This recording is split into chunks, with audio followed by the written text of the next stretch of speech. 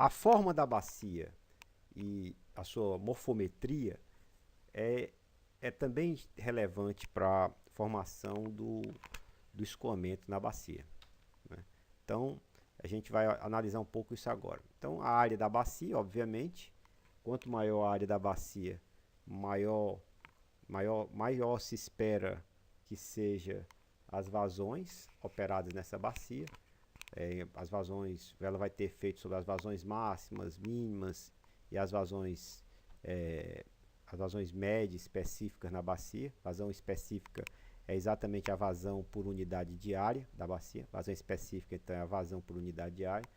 Todas essas características das vazões estão condicionadas à área da bacia. Mas não só a área da bacia, a forma da bacia também diz muito sobre como vai acontecer o padrão de escoamento na bacia.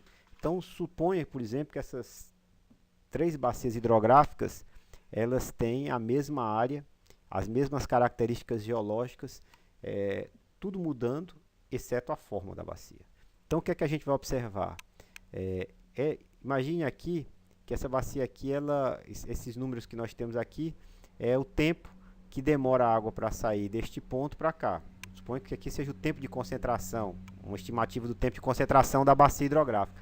Então, com esse tempo de concentração aqui da bacia hidrográfica, a água que precipita nesse ponto vai demorar muito mais para chegar aqui do que a água que precipita no ponto mais distante dessa bacia para chegar em seu exutório. Então, o que vai acontecer? As intensidades de chuva média, na qual toda a bacia, prestação média na qual toda a bacia estará contribuindo para o exutório simultaneamente, vai ser menor aqui do que aqui. Então, como o tempo de concentração nessa bacia é maior do que nessa, aqui nós vamos ter eventos de chuva produzindo vazões mais significativas, maiores, mais elevadas, vazões de cheias, de pico de cheias, mais elevados do que as vazões de pico de cheia formadas nessa bacia hidrográfica aqui. Então, a forma da bacia, bacias que têm forma mais circular, tendem a ser mais propensas a cheias do que bacias mais alongadas. Então, essa é uma característica importante da forma da bacia, impactando o que nós chamaríamos de cheias máximas na bacia. Então, aqui é um exemplo de uma bacia de característica mais alongada, que é esse Riacho São Lourenço, e aqui é um exemplo de bacias mais circulares, né? Então, agora fica difícil a gente analisar nesses 2 casos aqui típicos, tá mais simples, mas como é que a gente compara a bacia? Só visualmente? Então, para melhorar essa comparação das bacias e a gente ter um parâmetro, que não é fácil fazer essa comparação, é que se criou um coeficiente de compacidade e o fator de forma, que são 2 números para poder comparar bacias hidrográficas diferentes, para saber como se comporta a forma dessa bacia. Então, o primeiro fator, que é o coeficiente de compacidade, compara a bacia a um círculo, e o fator de forma, a bacia a um retângulo. Como é feito isso?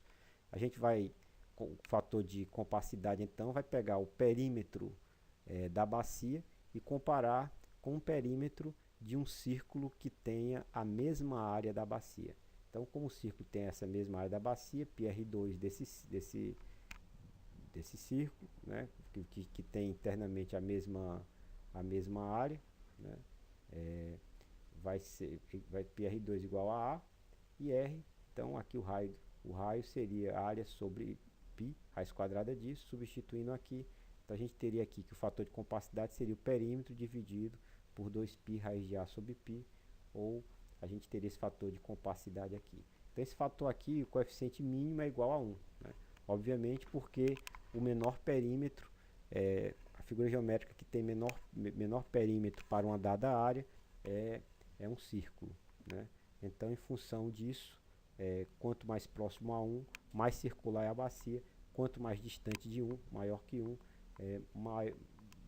mais alongada é a bacia, mais distante de um círculo, então menos propensa a cheia. Seguindo aqui, o outro fator é o fator de forma, que ele vai pegar a relação entre o comprimento médio da bacia e o comprimento do talveg do rio principal, e a gente vai ter essa forma aqui, né, que o fator de forma, o índice de Gravenius, vai ser a área, dividido pelo comprimento do rio principal elevado ao quadrado. Então, nesse caso aqui, nós não temos limites maiores e menores, e a gente vai ter que fazer uma comparação em torno disso. Continuando, em seguida a gente vai discutir as características do rio e o escoamento na bacia hidrográfica.